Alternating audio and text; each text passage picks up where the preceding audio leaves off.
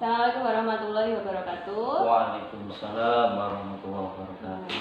Hari ini akan melanjutkan eksplorasi penyebab masalah bersama narasumber saya, Bapak Zulfikar Amrullah, Kepala Madrasah Aliyah plus Hikmatul Muhtadin. Apa kabar, Pak? Alhamdulillah baik. Ini bagaimana kabarnya? Alhamdulillah. Langsung saja ya, Pak. Oke, untuk masalah yang saya eksplor yang pertama yaitu motivasi belajar kimia siswa yang rendah. Menurut jenengan selama pengamatan jenengan bagaimana, Pak? Motivasinya? Untuk motivasi anak-anak itu satu, mereka harus punya istilahnya apa ya, penekanan dalam diri siswa.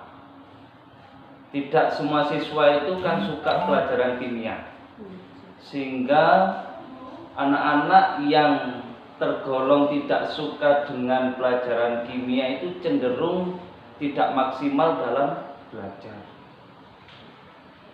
Itu satu untuk siswa. Yang kedua, bagi pengajar atau guru itu harus punya inovasi atau metode dalam pembelajaran, sehingga bagaimana supaya anak-anak yang awalnya tidak suka dengan pelajaran kimia itu menjadi suka.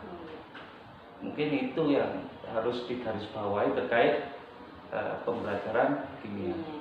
Saya lanjut yang kedua nih, Pak. Okay. Itu mengenai kesulitan belajar siswa pada konsep kimia yang abstrak. Jadi kayak bentuk molekul, struktur atom itu kan nggak bisa dilihat, Pak. Menurut Bapak gimana? Kalau menurut saya dalam pembelajaran abstrak itu guru harus punya metode tersendiri. Anak-anak misal diajak ke lab IPA, atau bisa juga diputarkan video-video yang mana anak-anak itu bisa melihat langsung apa yang mereka pelajari lewat video-video yang sudah ada, baik sumbernya YouTube maupun yang lainnya.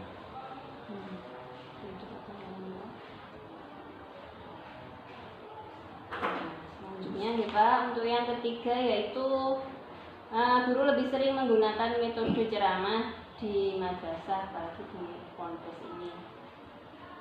Pak, gimana menurut Bapak?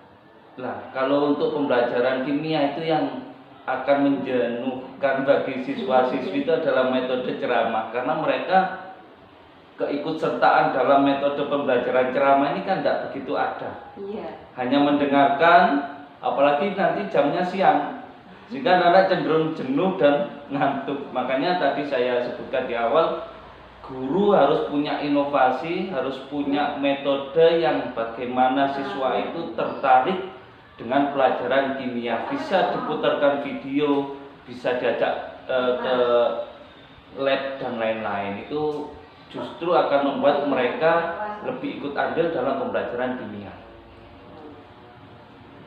Selanjutnya peran orang tua, Pak. Orang tua kurang perhatian dengan capaian hasil belajar siswa. Menurut Bapak kenapa, Pak?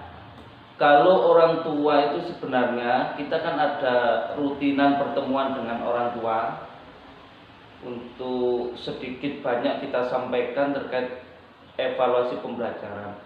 Saya kira semua siswa tidak akan mendapat nilai yang memuaskan di salah satu di salah satu pelajaran atau salah satu mata pelajaran saja. Pasti ada yang unggul, ada yang di sisi lain mereka tidak maksimal nilainya. Nah, untuk itu kita menekankan kepada orang tua supaya selalu mensupport anaknya, jangan sampai putus asa dalam hal mendapatkan nilai. Jadi support orang tua itu tidak harus semuanya harus mencapai nilai A misalnya. Ya setidaknya mereka ikut andil, memberi motivasi, dan juga tidak terlalu membebani siswa dalam hal yang bukan kewajibannya. Membebani itu membebani. Membebani siswa. Contoh, siswa ketika pulang sekolah masih disuruh hal yang di luar tanggung jawabnya, itu akan menjadikan mereka juga nilainya tidak maksimal dalam beberapa mata pelajaran, khususnya di mata pelajaran kimia. Pulang sekolah mereka masih ada kegiatan di luar itu, ya, Pak? Iya, betul. Untuk yang selanjutnya pemahaman yang kurang tentang HOTS Pak, yang kemampuan menganalisis, menyambungkan antara konsep misalnya hitungan sama yang partikel-partikel yang abstrak tadi, terus membuat produk yang kemampuan tinggi gitu Pak. Kurang Pak, itu kenapa Pak? Bisa jadi fasilitas penunjang atau kurangnya minat seorang siswa itu juga mempengaruhi hal tersebut. Yang terpenting kita sebagai khususnya kepala sekolah memfasilitasi yang secara maksimal.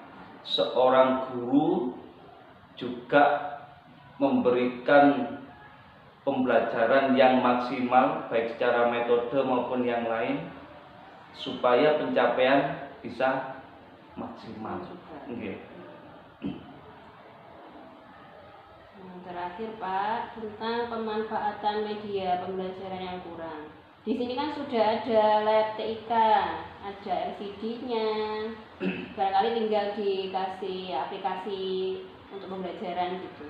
Tapi ternyata kurang digunakan. Itu apa Pak faktor-faktor penyebabnya kok bisa kurang pemanfaatan? Saya kira ketika sarana dan prasarana sudah memadai, maka kuncinya adalah dalam pembelajaran kimia itu ada pada seorang guru. Bagaimana dia menggunakan secara maksimal fasilitas yang sudah ada di madrasah atau di sekolah. Jadi kalau sudah ada fasilitas yang memadai, maka fungsi atau kata kunci dalam pembelajaran maksimal itu terletak pada gurunya supaya digunakan secara maksimal. Kalau misal ada kesulitan, bisa minta operator sekolah untuk mengawal atau istilahnya untuk memaksimalkan lab yang sudah ada. Terima kasih Bapak atas waktunya. Oke, sama-sama. Saya akhiri. Assalamualaikum warahmatullahi wabarakatuh. Waalaikumsalam warahmatullahi wabarakatuh.